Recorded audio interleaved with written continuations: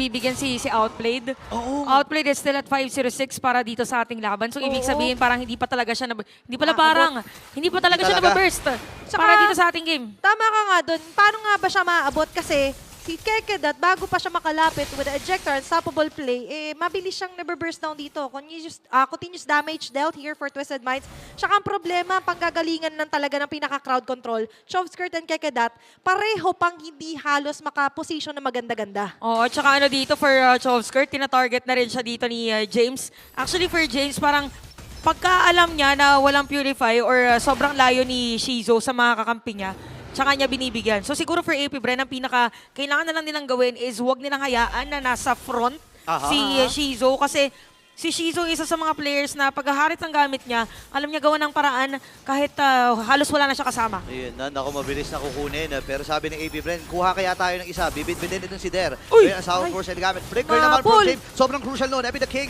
ay nandun din. Escalera, gagamitin naman yung kanyang Tsunami Slam na gamit na nga. Available yung Immortality para kay doon. Sumabog! Yung Immortality, Epi the King, nagabang na pagkakataon. Tempest of Blade na nagamit din. Kasabay ng Venus, pero hindi kakayanin ni Der na mai-survive yun. Kaya naman nila mag-examine from Shizu. Ito na ata ang pag-iingat ng Silent Kid. Kaya naman sa may bandang itaas.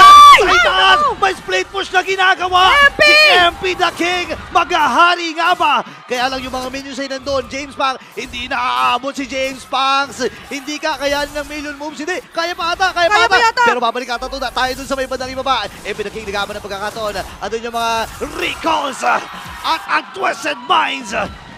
Buhay pa rin. Sige, magkagulo kayo dyan! MP the King, magtata